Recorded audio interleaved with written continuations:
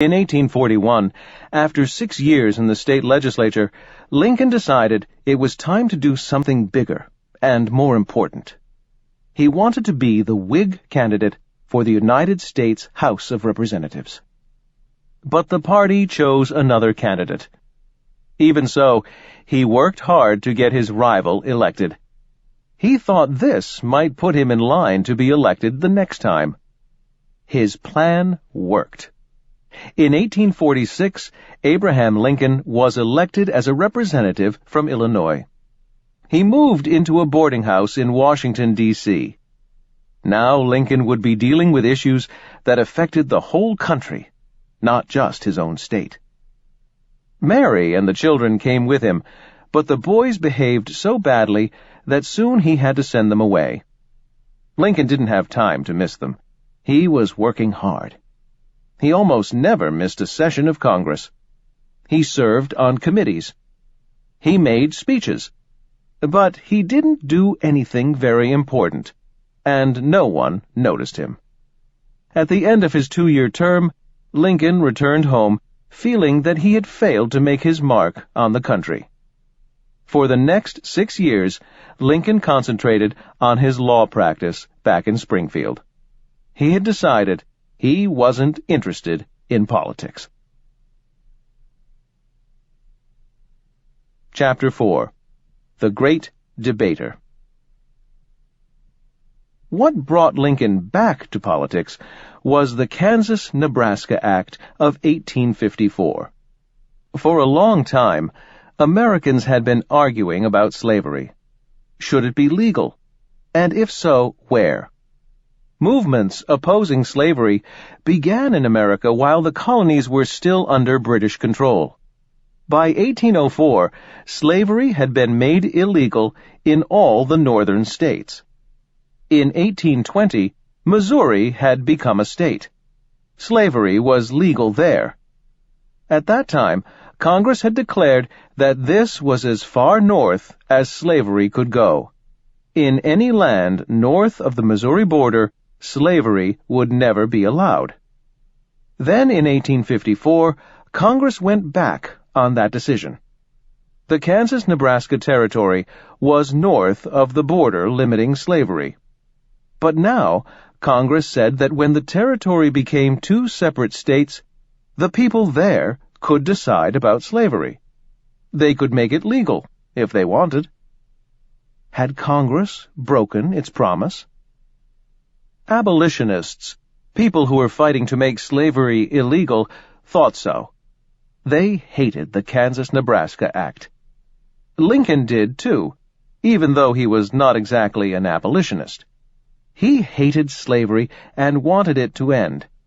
But he thought the Constitution said slavery was legal in the United States. He was afraid that if Congress tried to force slave owners to give up their slaves, it would just lead to violence. And so, although slavery went against his own values, he supported the legal rights of slave owners. Lincoln thought slavery could end another way. He thought slavery should only be allowed in the part of the United States where it was already legal. But it should not be allowed into any new territory. Then it would die out in time. People would come to see that slavery was bad for the country. They would be willing to end it without fighting.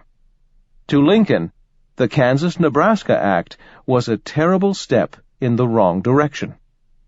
Congress was opening up huge new areas of the country to slavery. So Lincoln returned to politics. The man responsible for the Kansas-Nebraska Act was Senator Stephen Douglas from Illinois.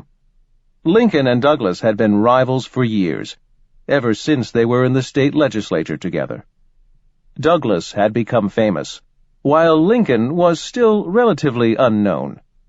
Now Lincoln was eager to challenge him. Douglas, however, refused to set up a debate. So Lincoln followed him to an open-air speech in Springfield. Douglas defended the Kansas-Nebraska Act. He said that in America, people had the right to decide how they wanted to be governed.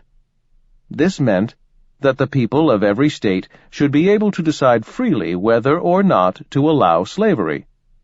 When Douglas had finished, Lincoln yelled to the crowd that tomorrow he would explain why Douglas was wrong. The next day, a huge audience gathered.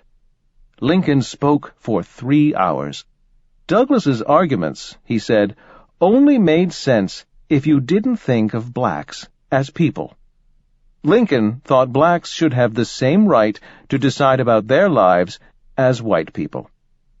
He said that America had been founded on the belief that no man is good enough to govern another man without that other's consent, no matter what color the person was. Lincoln's speech made him famous. In 1854, he decided to run for Senate. He came very close, but was not elected. In the meantime, the important issues of the day were breaking up the old political parties. There were many issues, but slavery was the one on everyone's mind. Many Democrats had left their party in anger over the KansasNebraska Act. The Whigs, too, were split on the issue of slavery. Lincoln was no longer sure where he fit in. A new political party was being founded in order to fight slavery. Its members called themselves Republicans. Lincoln had been a loyal Whig all his life, but now he became a leader in the new party. Their first presidential candidate was the explorer and military leader John C. Fremont.